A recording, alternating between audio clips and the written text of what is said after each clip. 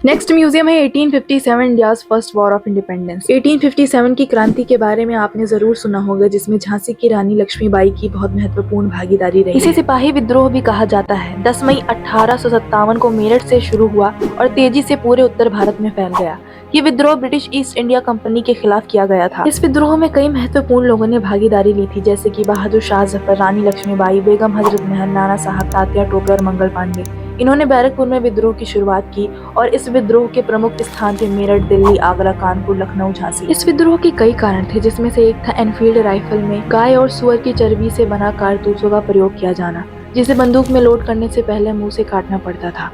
ये हिंदू और मुस्लिम दोनों सैनिकों की धार्मिक भावनाओं के खिलाफ था। इसके अलावा द डॉक्ट्राइन ऑफ लेप्से, जिसे भारत के गवर्नर जनरल लॉर्ड डलहौजी द्वारा ब्रिटिश शासन का विस्तार करने के लिए लागू किया गया था। इसका यह कहना था कि अगर किसी भारतीय राजा का कोई पुत्र नहीं होगा तो उस राज्य को ब्रिटिश ईस्ट इंडिया कंपनी में मिला लिया जाएगा। इस नीति के मुख्य नियम गोद लिए बच्चे को उत्तराधिकारी मानने से इनकार कर देते। इस नीति के तहत उन्होंने सबसे पहले 1848 में 17 राज्य को ईस्ट इंडिया कंपनी में मिला लिया। इसके बाद 1849 में जैतपुर और संबलपुर को, देन बघाट इन 1850, उदयपुर इन 1852, झांसी इन 1853, नागपुर इन 1854। इन सभी घटनाओं ने भारतीयों के अंदर आक्रोश भर दिया और उन्होंने स्वतंत्र होने की योजनाएं बनानी शुरू कर दी। सीक्रेट मैसेजेस का अर्थ होता है गुप्त संदेश। इसमें ऐसा होता था कि एक व्यक्ति एक गांव में आकर गांव के चौकीदार को 2 चपातियां देकर उसे आसपास के गांवों में बांटने के लिए और अधिक चपातियां बनाने का निर्देश देता। इसी प्रकार कमल के फूल अक्सर ब्रिटिश सेना की रेजिमेंटी में तैनात भारतीय सैनिकों के बीच वितरित किए जाते थे। कोई लिखित संदेश नहीं होते थे। गहन जांच के बावजूद ब्रिटिश अधिकारियों को चपातियों पर कोई लिखित संदेश नहीं मिला, जिससे यह वास्तव में एक प्रतीकात्मक और मौन संदेश बन गया। इससे अंग्रेजों में चिंता पैदा हुई और इसने यह प्रदर्शित किया कि विद्रोह महज एक अचानक स्थानीय घटना नहीं थी,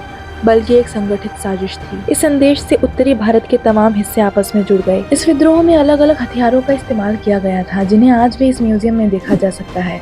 यहाँ पर नाना साहब पेशवा की तलवार भी रखी गई है।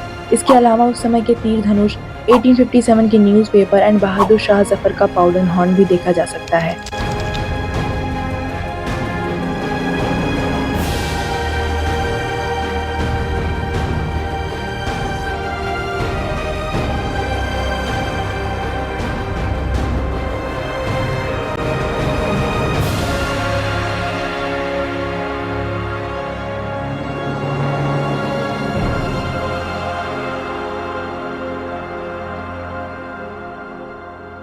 साथ ही उनकी तलवार जो देखने में काफी आकर्षक है और पोशाक भी रखी गई है। प्राइवेट म्यूजियम में जो छत्ता चौक के तुरंत बाद आता है, वहाँ पर मुगलों की रोजाना चीजों को अच्छे से दिखाया गया है। यहाँ तक आप उस समय के परफ्यूम भी स्मेल कर सकते हैं। इसके अलावा आप उस समय की पिस्तौल भी देख सकते हैं, जो देखने में खूबसूरत तो लग रहे हैं पर सिर्फ देखने में ही लग रहे हैं। इसके अलावा राइफल, खंजर और कुछ अलग तरह के हथियार भी यहाँ देखने को मिलते हैं।